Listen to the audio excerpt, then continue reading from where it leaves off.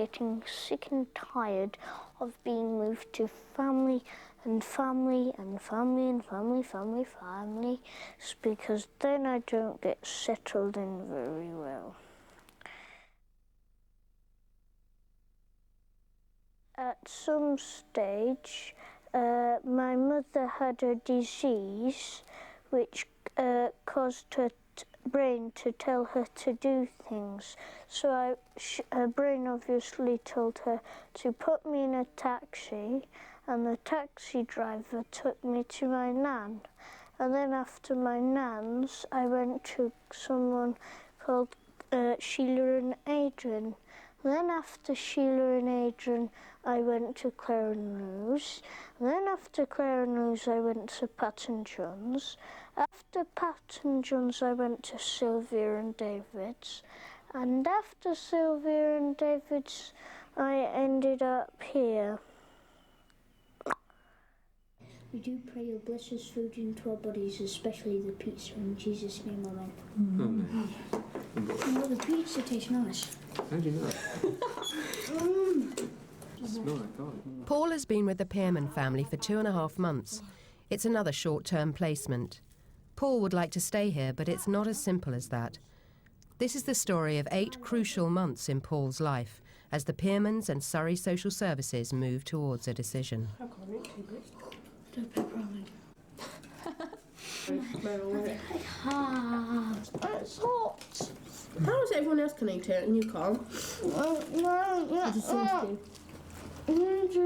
can I get some milk?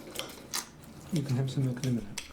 The day he arrived here, which was in the evening, and it was a dark evening because it was the end of March, and he came with all his toys and things and his belongings, although there's still some to come, but all the ones he had with him at Epsom.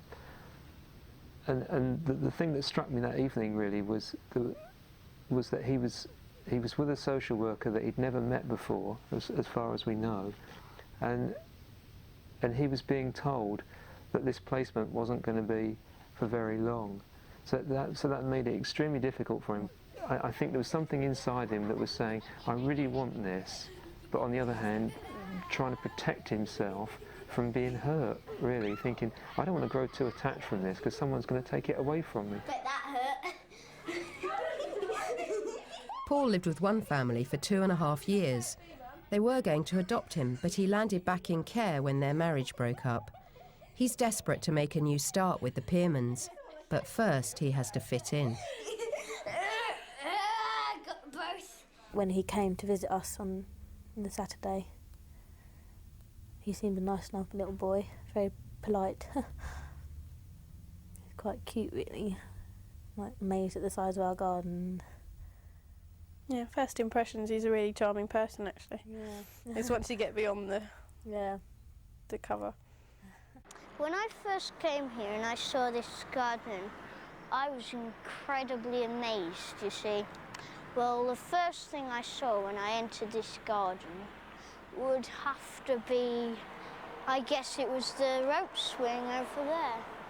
And I was thrilled to bits, and then I discovered all these different trees. And I asked my foster father, Andrew, if he could build a tree house for me, and we built a tree house together. I think he's in the tree, in his uniform, which I'd like him to come down and change. I told him if he doesn't change, he doesn't get his lunch. It usually works. And around the shops, he found a parking ticket that said £2 for a Big Mac, or 2 Big Macs. And I said, well, that depends on your behaviour. And that guaranteed his good behaviour around the shops. But in the end, he didn't have the Big Mac because he chose to spend his money on a toy which he's now lost in the garden. 5, 4, 3, 2, 1.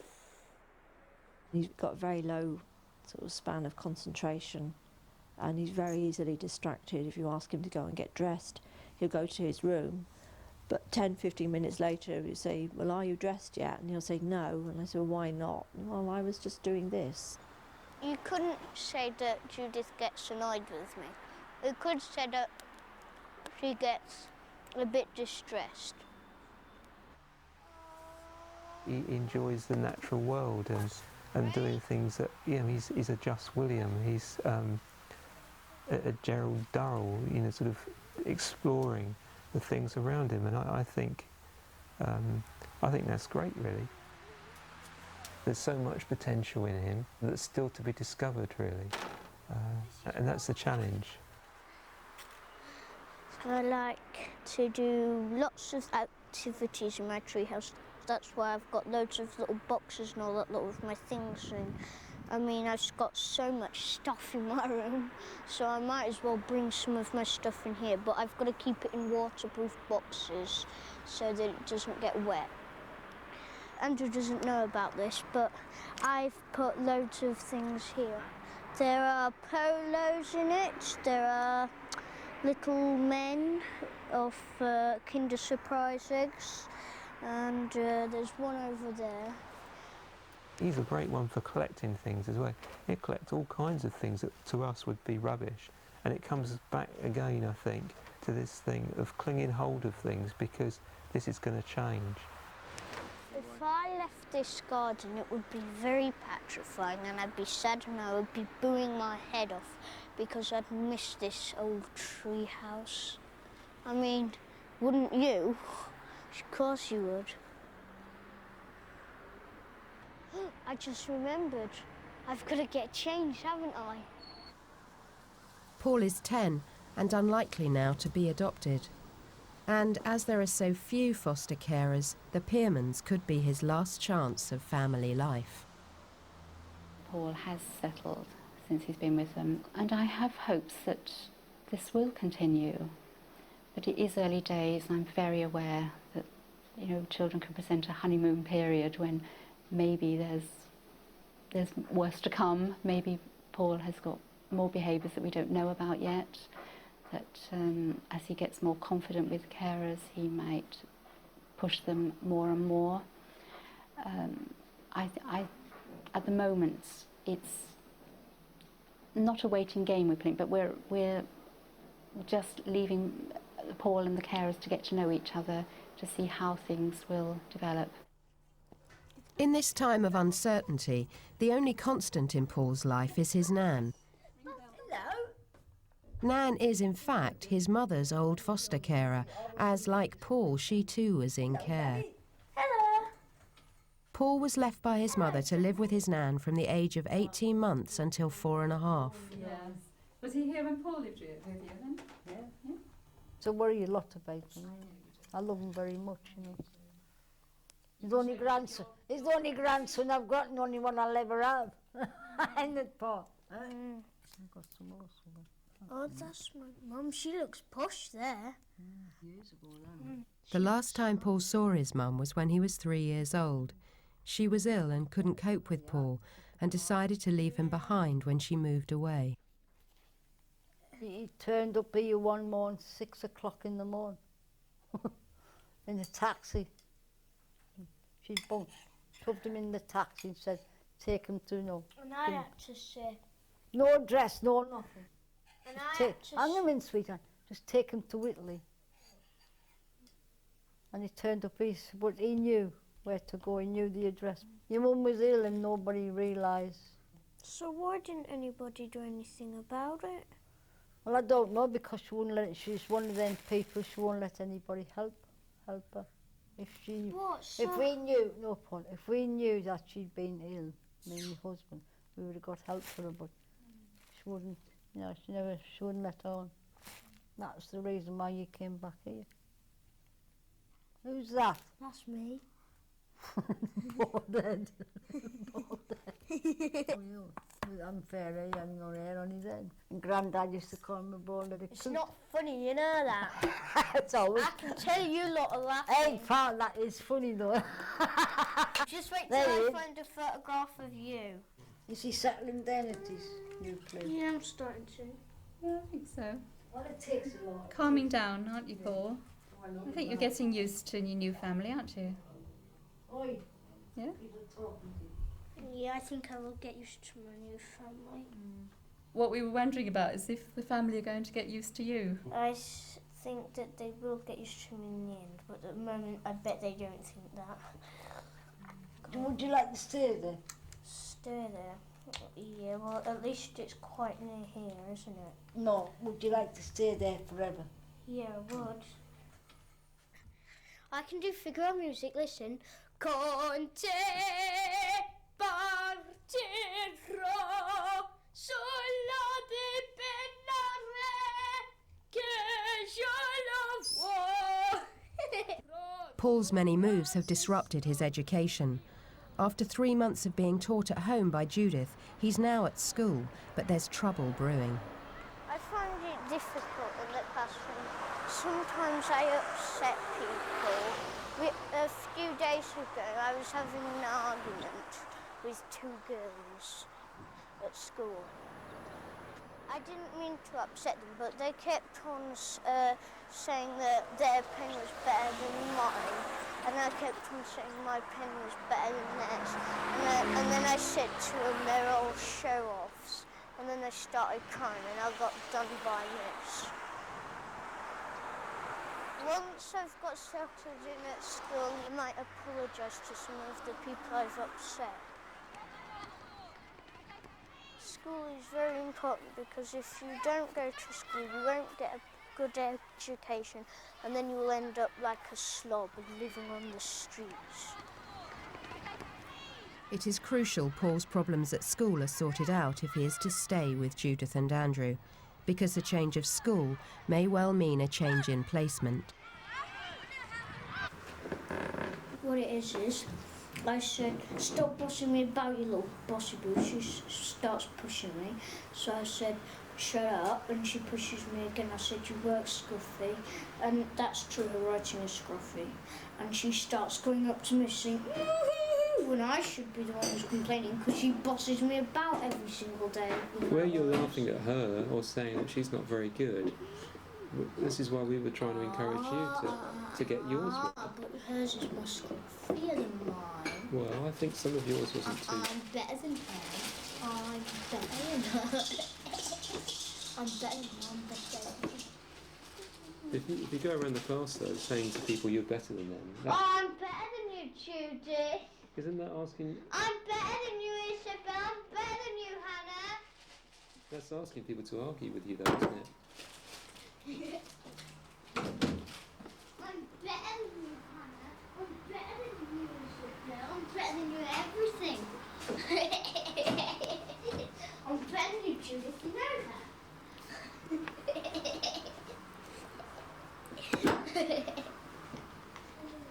Hello. See, where's some people where we can... I'm better than you. Well, we can ignore that, Paul. You cheeky, you go. Come to dinner, really? Just for the camera. No, you will do.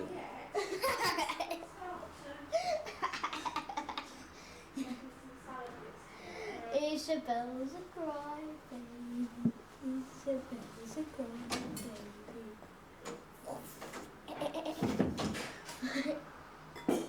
Isabel's a cry baby. Cleopatra, she's coming right at you. You know what I'm saying, bro? You're coming on my pro. Cleopatra, she's coming right at Are you. you developing your acting skills? Yeah, I'm trying to learn how to speak like a black man. Because I'm quite happy to put you in your place in front of the camera as well. Hey, you're my bro. You know what I'm saying? Do you hear what I'm saying? Yeah, I hear what you're saying, bro. Paul, listen, you don't like being humiliated, okay? And I'm saying if you want to try and show off in front of Nick to me, I'm quite happy in front of Nick to get you to behave, okay? Do you understand? Right, can I go now, please? Where would you like to go? To go outside? Yeah, just for a few minutes, okay? And then I think, Paul, in fact, I think really it might be an idea if you go and do some of your... Judith, can you help me with my piano practice? Well, Paul, I'm afraid... In other words, I don't know... Well, I can't do my piano practice Well, what you because I have to... don't know the Now notes. listen, just... What you need to listen to, just for a minute, is You can't. You see, when we want you to do something, you say, "I'm busy. Just this, just that." And then when you want Judith to do something with you, whether she's doing the cooking or whatever, Our dinner both ready. equal. No, but Paul, if you don't get your dinner tonight because it's not cooked, what would you say? Well, then, how can I do my piano practice? Well, you can do it, but what I'm saying is you should try and do it. No, I can't fit in with actually, other because people. Judith knows No. music. Listen to what I'm saying. And Hannah's too busy watching the TV as usual. Does Hannah know the piece that you're playing? No. Well, let me talk to her and I'll just see. What did you say, Hannah? Well, just give it a try, just one more time for me. Fine, if you say it's not worth it, fine by me, ugly face, old multi fart dripping bug with everything on it and flies round the side. Paul tends to be confrontational. When you question him, he tends to come back the whole time, really, about insecurity and I suppose it really, right from an early age, he's felt that he's needed to defend his own position, that he's needed to fight to make himself heard and to be responded to. It's difficult to know, but one can imagine that he was sometimes ignored when he was a very small child, and I think sometimes these things can be inbuilt from a very early age. And it's probably not the only answer, but it's probably a contributory factor to it, that he has this thing where he has to make a lot of noise and has to make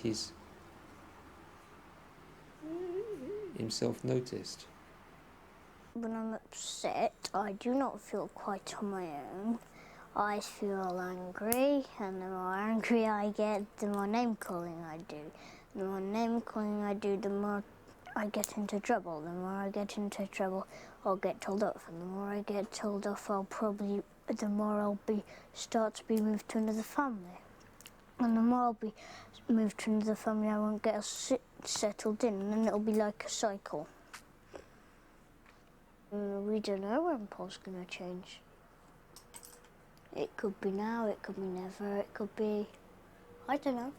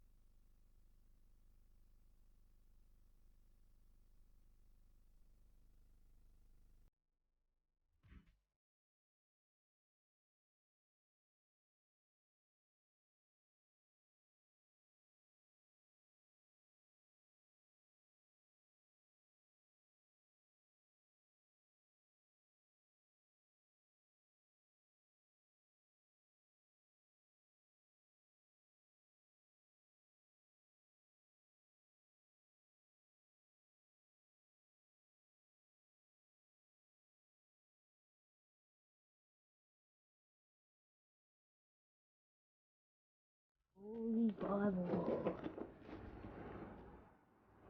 It's just like Andrew's.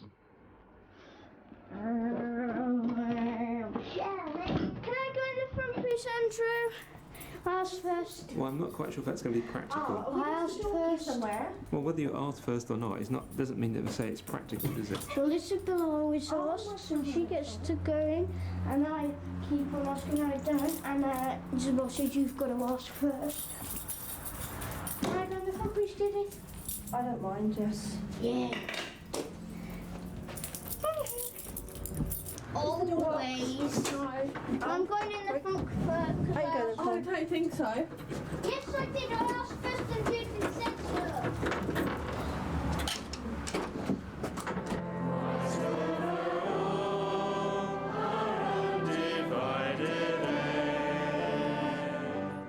Paul has now been with the Pearmans for 4 months and is trying to adapt to a new set of rules and ethics. There have been many demands on the Pearmans' Christian tolerance. I do think it's a bit difficult for them to get used to me, because I am a bit different to them, and I wake up in the morning, start making loud noises, and the first thing I do after I've had my breakfast, straight into the sitting room, watch TV, my favourite programme on a Sunday, but Andrew and Judith won't let me watch Sonic the Hedgehog on a Sunday. So, because Sunday we go to church and we're not allowed to watch TV on a Sunday, it's a big rule. And I also think that they can cope with me very well sometimes, but they do get frustrated. His main aim in life seems to be basically to wind us up. We used to be just the two of us sort of thing, Mum and Dad. And then Paul comes along and everything changes really. Him like taking my room, I was like, I didn't like him calling it my room, his room, because it was still my room. And it's a bit, you don't like thinking that he owns something that's yours. I guess although he's come to be part of the family, he's still an outsider in a sense, really. And he'll never be, our family. To ease the tensions caused by Paul taking over Hannah's bedroom, Andrew and Judith are building an extension. Nobody comes in my room. We're quite a, fairly quiet family. So having him suddenly come in and start shouting the odds all the time, and it's a wake up to the world, I suppose. It's very noisy. Don't usually get a quiet day unless he's not here. Lines are impossible because he'll either be up at 6 singing opera or crying or shouting about something. Judith, I want my breakfast. So, everything he does is loud. He's a very loud person. I just can't handle it. I mean, some days are all right and I think, fine, I'm going to do this. But then he always goes and spoils it and does something completely silly and unneeded. I think if he was different, like even just a little bit, but we can't really change him unless he wants to, and I don't think he wants to change at all.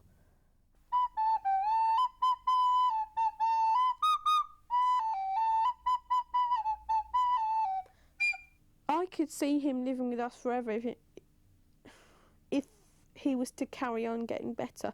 And I guess over years and years and years he's bound to. But you've got to get through that sort of... I think Mum's going to have a breakdown though. First 6 months barrier sort of thing, I think. Or, I don't know how long it'd take. Years, a few years, 10 years maybe. But you don't know until you do it, do you? So we can't sit here and speculate that, he couldn't live with us forever, because we don't know that. And he might do, but right from the start it was always a bridging placement. I think I'd get quite annoyed if he did stay forever, because it was said to me, I think the reason why I accepted him coming is because I knew that he would be going, and I think I'd get annoyed that then they suddenly changed their mind and say, oh no, he's going to stay forever.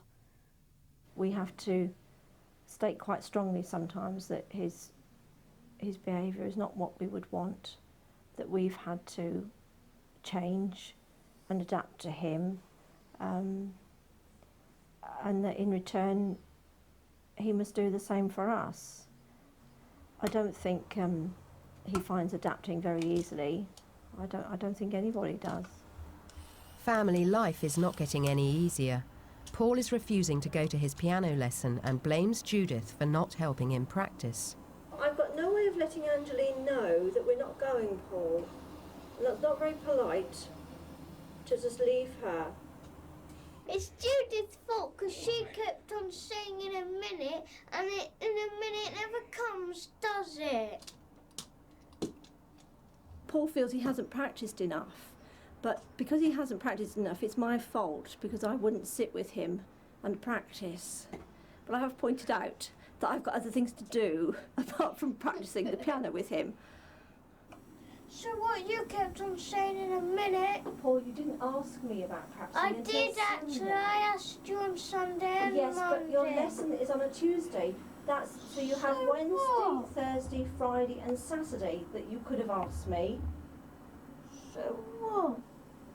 And I have a lot of other things I have to do. I've got people to look after, a house and a garden to look after. You can't really rest people about, Paul. So? Well, okay, when Angeline gets home, I'm going to have to apologise and we're going to have to think about cancelling your lessons. Good. The decision about Paul's future is approaching, but first everyone needs a break. It's the summer holidays and Paul goes to Yorkshire, his home for 2.5 years when he was placed for adoption. I'm going to Pat's with these very heavy suitcases.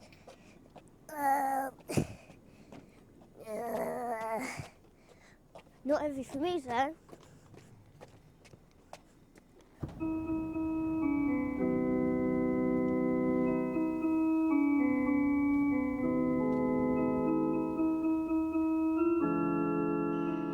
He's come back to see his old neighbours and friends in the close where he lived with his adoptive family and where he thought he would be staying forever.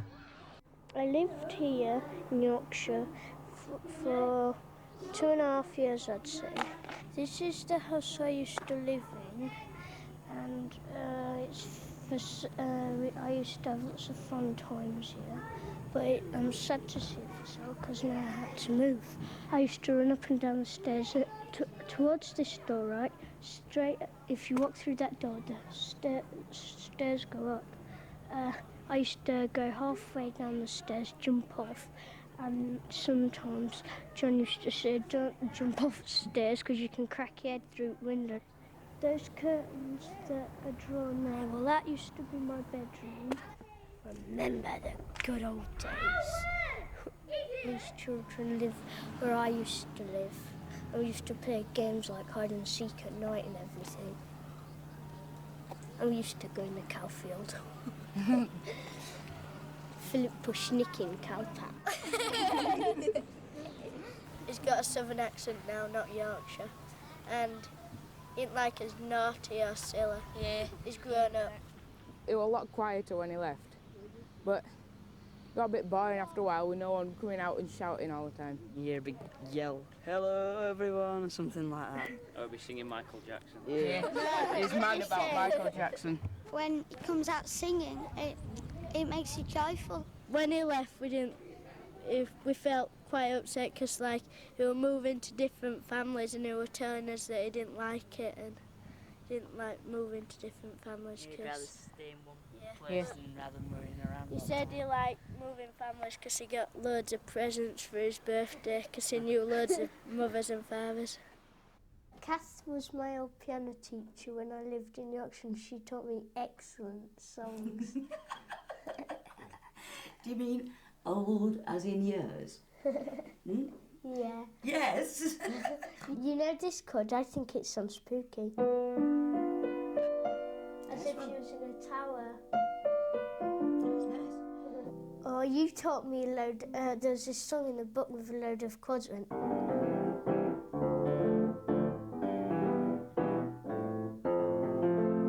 I know what the chords are called. I know A minor. Oh, that reminds me of another song I can play. I Believe I Can Fly.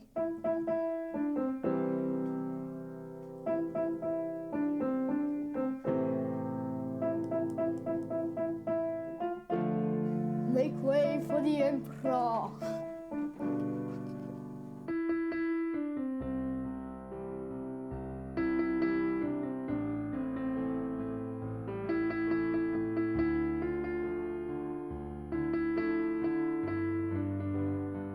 I remember the day that he did leave. It was quite emotional because he became a little friend. He made me laugh. He was good company. He'd sort of become part of the community. I missed him terribly.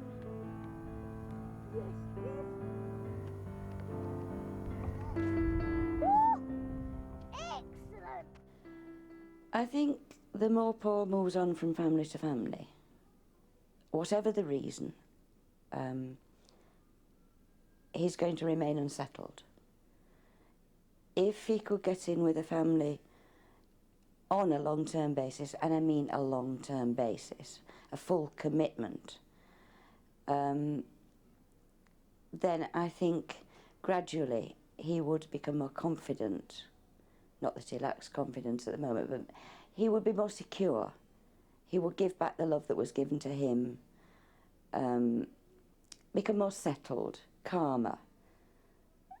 He's a bit of a live wire at the moment, and I think if he could find a family where he really, really felt at home, and this was his family, he would calm and begin to take life in its stride, instead of hitting back at it all the time. Very confusing every time I get moved. I mean, I was just about nearly getting settled in. I mean, every time I get settled in a family, they move me. I get settled in, they move me. Oh, getting annoyed with it. I feel like I could kick the social worker's heads in. Paul's back with the Pearmans. He's lived with them for 5 months now, and the day of the review meeting has arrived. This is what he's been waiting for, the day he thinks he'll find out about his future. I don't like it sometimes because they say not nice things, like I'm going to move to another family or something, and I get upset. Sometimes they say things that I get so excited about, and then it doesn't actually happen. So I don't get my hopes up. If we start off with the family finding bit, I don't know, Maggie, can you update us where we've got with that? We haven't been specifically family finding for Paul as yet, because I think the feeling of the last review was we had to know a lot more about Paul and what was going to work for him in a family. What we are doing at the moment is actually looking for lots of foster carers, and we have a big recruitment campaign going on in Surrey. So I think there was a feeling we weren't ready to be specifically looking for families for Paul at this stage, because it's still a sort of settling period for Paul and a getting to discover Paul and his needs. I suppose the concern for everybody is not wanting the situation to drift, and because we know how long it can take, and Paul needs certainty as early as it can be arranged. What's planned? I mean, do you feel you want to carry on with the current arrangements? Do you want to change those arrangements in any way? I think this is still very much regarded as a bridging placement. Right. There was some thought that Mr. and Mrs. Pearman might also want to be considered, whether they could be a forever family. The Pearmans are torn between what they want for Paul and the needs of their own family. Paul's problems at school may also become a deciding factor. But I think it probably is a little early to actually be putting the current carers on the spot in terms of what their long-term commitments are. I think in terms of the things that have gone well, I've seen quite recently, I think really that Paul is a lot more settled and calmer than he used to be. I mean, there's been a blip, a big blip, and I'd say the blip was school. School is something where it's confrontations for Paul again, you know. I'm beginning to think that what we have to argue for is that you have a period of keeping the status quo for, I think realistically, as I'm sitting here, up to a year. So Paul knows that, and that everybody then works on sorting out the longer term education and the longer term placement rather than rush. That seems to be more realistic. It is. And I think what the review needs to say clearly to Paul, really, what we need to say is everybody knows that that's what you want, is somewhere you can be permanently and grow up. That's always been everybody's wish for you. But no one can yet say for definite where that's going to be. That's hard, and that's a hard thing for you to have to live with. I think we can't let it go on and on. There has to be a decision. By the time we get to another review, say in 3 months' time, we need to be much clearer. Do you understand that, Paul? I mean, yeah. I think some of these things are very hard to understand. This one's very hard. Pardon? This one's very hard. It is very hard. Yeah. Do you think everybody's doing their best? Yeah. Yeah. I don't expect that much work, really. What does that mean? Oh, I don't expect things. You don't expect things? No. Oh. Well, I think sometimes it's okay to expect things, because you know, everybody should be doing. I think everybody's doing their best, and you know that. But I don't expect their best, really. Well, I think everybody does do their best, and they'd want to do their best.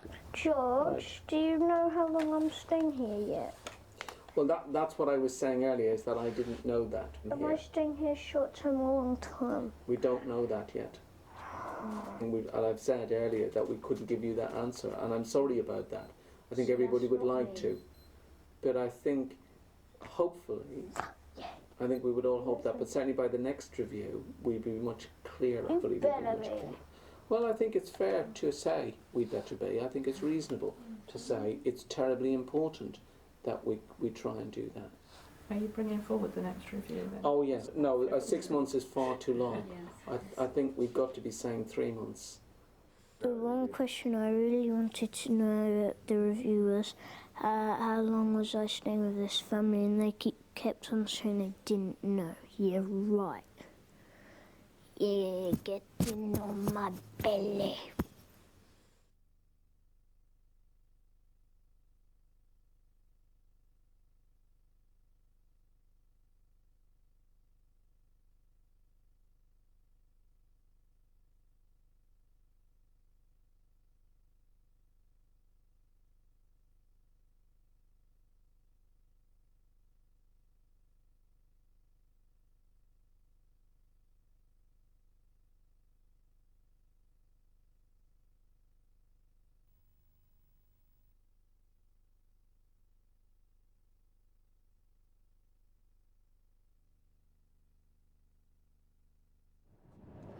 It's 2 months after Paul's review. There is still no decision about his future, and Surrey Social Services have decided he is to be assessed by a child psychiatrist. It's Paul Dalton again. But I don't really want to go to the place I'm going to, because they might say something that I don't like that I have to be split up from Judith and Andrew. Hello, Paul. I'm Dr. Llewellyn. Come in. It's not looking good. He's been suspended from school, and this has made life at home more difficult. Some social workers now believe that Paul may have to leave the Pearmans and go into institutional care.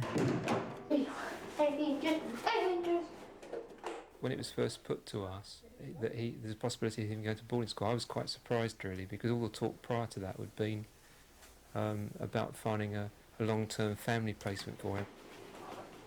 But we hadn't mentioned it to Paul, but somebody's spoken to Paul about it. He's really unhappy about the thought of that.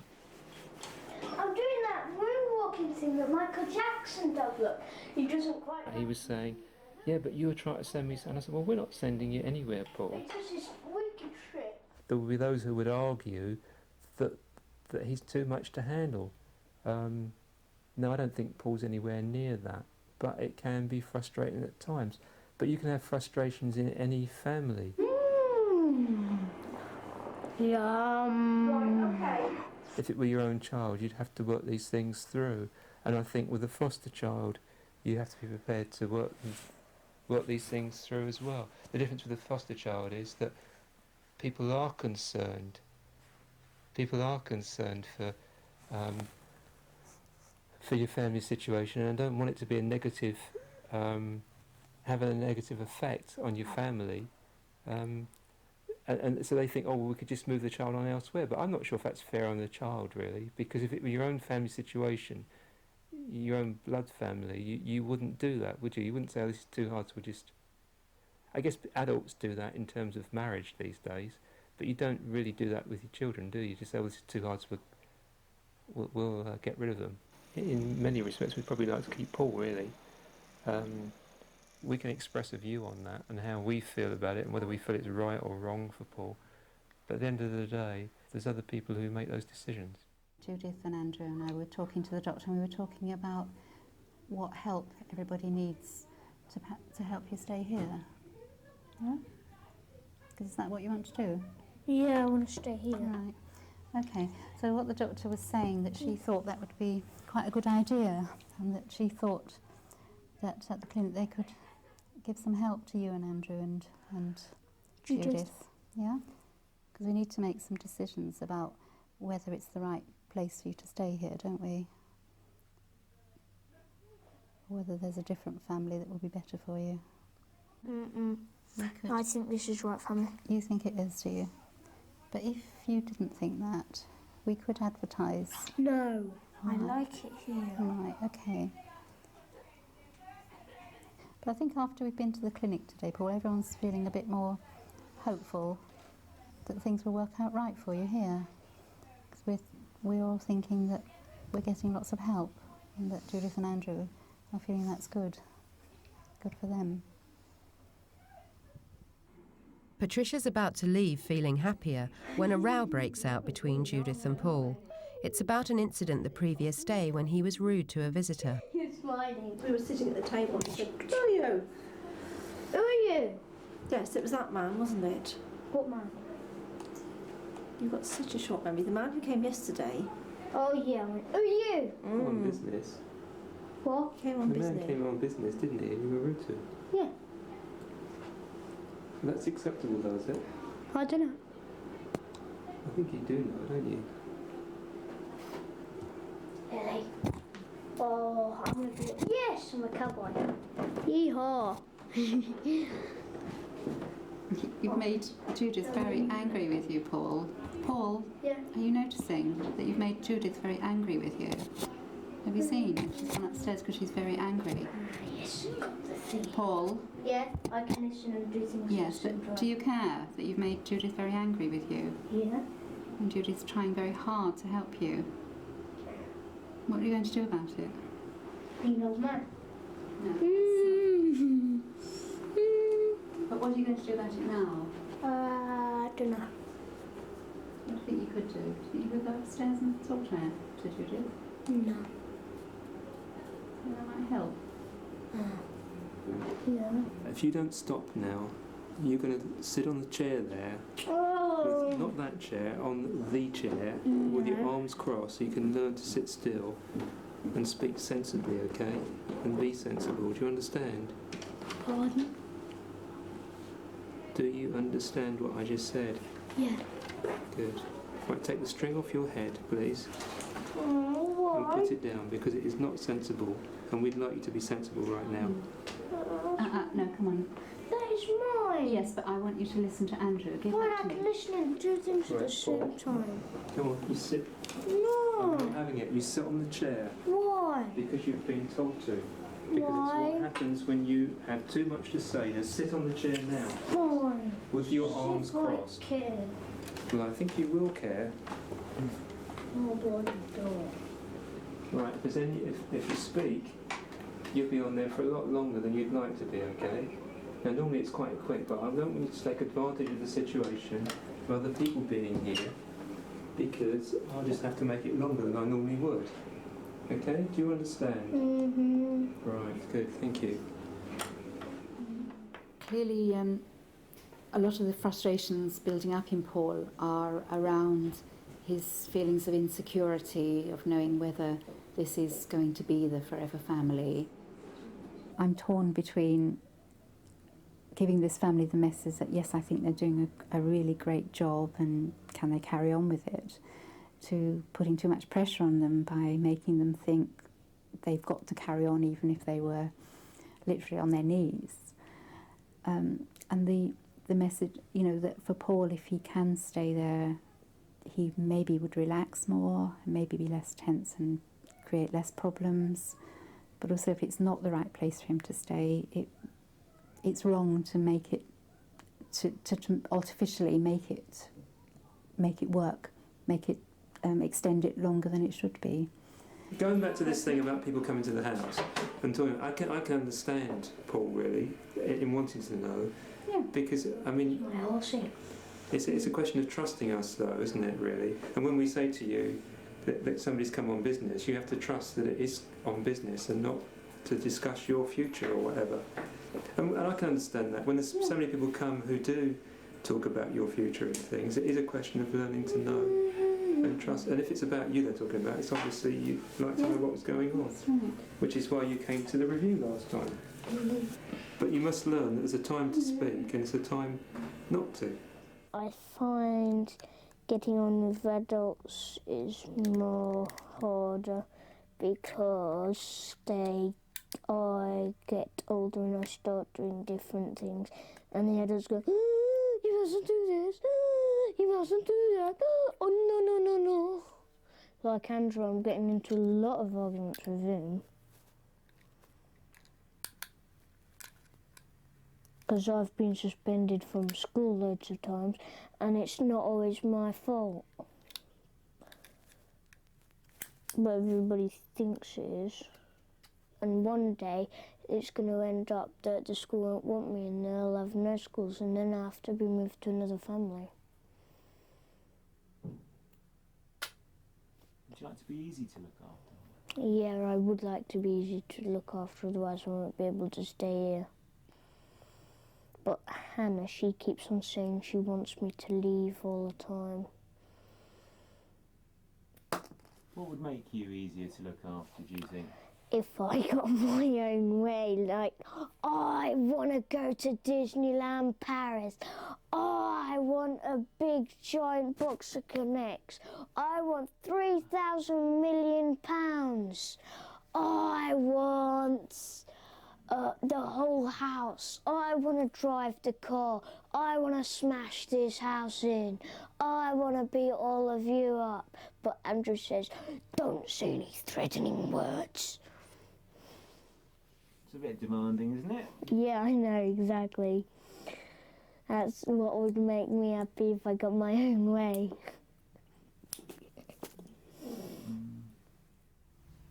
But just because we don't always get on with you, it doesn't mean you get thrown out, local.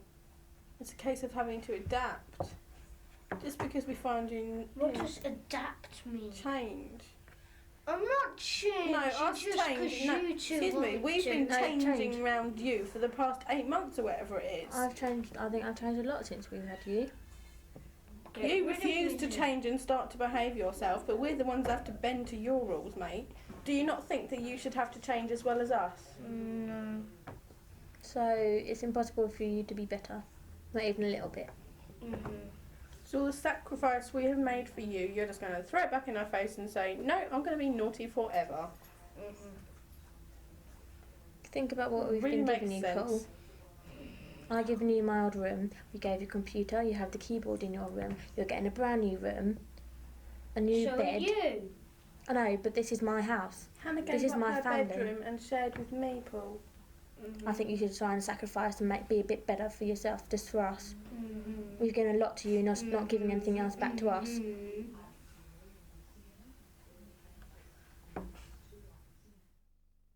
Why did you flick that at her? Because she kept on annoying me. What did she do too? She kept on saying this stupid stuff. She did not say anything what to you. really hurts you, does it? I mean, tea. Oh, tea hurts. Oh. Sit on the chair, please, Paul. It's not to you. All I did was flick a bit of tea at her. She's hoping to go out and now you've stained her shirt. Because she annoyed me. No. I didn't do anything, Paul, just shut up. You started saying this dumb stuff about me. What? I didn't say anything about you, Paul. Nothing. Nothing, Paul. Shut up. What did she say? Oh, you keep on telling yourself that, Paul. His mother took the child into the coolest room in the house and sat with him on her lap. If I want love and kindness from other people, I've got to give love and kindness to them. And that is quite hard for me to do. And it's hard for everybody else to do. Because you can't just make love and kindness come out of thin air. Rocking him. Now, when Elisha came to visit, he would have to admire the baby's new tooth or wash his foot. He can't develop his whole personality really, and feel free and loved and able to show love. He's frightened to give because he feels we're not his real family and we're not going to be permanent. We're going to be taken away from him. Holding their small son's hand. For a while the boy ran about happily among the reapers, collecting his own small bundle of barley. He doesn't know what will happen to him. That he knows in the short term that he'll stay here a bit longer, but he just doesn't know, which must leave him very unsure. And I really think that he does need certainties in his life, and he needs boundaries. And at the moment he runs riot when there aren't any, because it just makes him very insecure.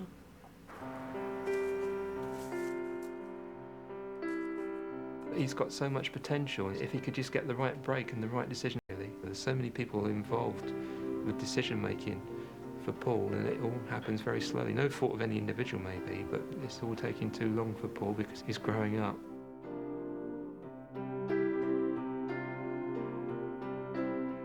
It's now February and Paul is excluded from school. After some delay, a decision on Paul's long-term future was reached this month. He can stay where he is till a new place is found, but he can't make a permanent home with the Pearmans.